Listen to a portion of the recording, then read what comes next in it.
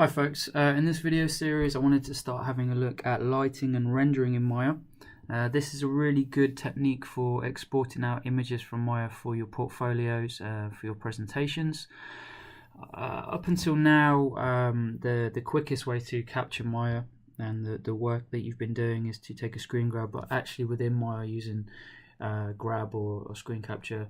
For a work in progress update on your work, that's fine, but I wanted to show you some techniques for exporting images directly from Maya, placing lights in the scene and having a little look at Arnold and Arnold Renderer to create more complex images.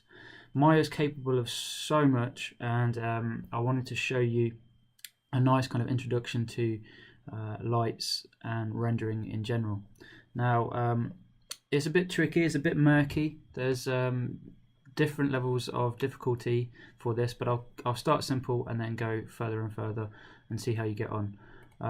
Just quickly, this is the sort of thing that you can be messing about with. So I've just been playing about with different settings and different textures, different renderers, and you can start to explore layering up your images in a nice way and exporting more professional looking images from Maya. Let me just get rid of everything that's in this scene. So I'll delete my ambient light, I'll delete my spotlight, and I'll delete everything else. And straight away you'll notice that Maya is probably acting a little bit differently to what you'd expect. That's because I've turned lights and shadows on in my scene. So let's start basic. Let's say I've got a cube. This might be an object that you've modeled and you want to save an image of it. I'm going to put a floor in, so just a polyplane, just so it's sat on a floor so you can kind of see that in action. Okay, so straight away, if I were to export this and save this as a rendered image, what you need to do is come up to this area here, and you're going to go to let's just open the render view.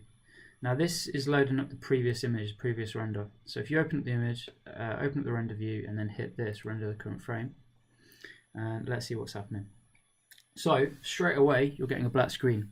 Now this is because we're using the Arnold renderer. Now on the PCs we've got a selection of different renderers that we can use. If I just go to Maya Software Basic and hit again, you can see that you can render out basic images.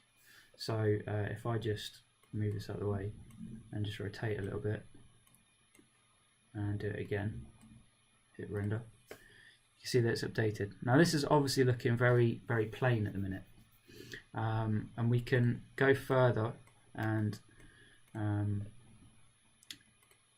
we can change things to make it a little bit more interesting. Let me just put a few more objects in there just so we've got some more shadow to play with, some more geometry to play with.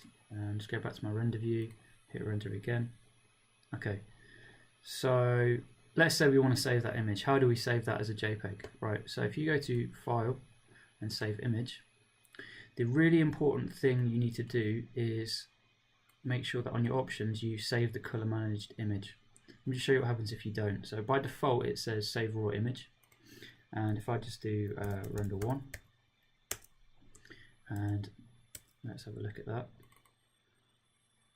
it's darker. Okay, it's a lot darker than what it is in Maya. This is to do with this button up here, and it's correcting the gamma. It is complex stuff, but it's compensating for the graphics card and lights in the scene, and everything that we can change. So what I would suggest you do is do File, Save Image, and do Save Color Managed Image, and then try this again.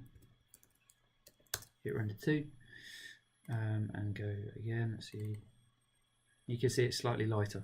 Okay, so I would suggest that you always, when you save out your JPEGs, and this will matter more when we get lights in here, that you do Save Color Managed Image. Okay, so that's the basics of saving JPEGs from Maya. So let's get a little bit more interesting with this and start playing with some different textures and lights. So previously in the texturing playlist I show you how to add textures. In the next video I'll apply some textures and some lights and see what difference that makes.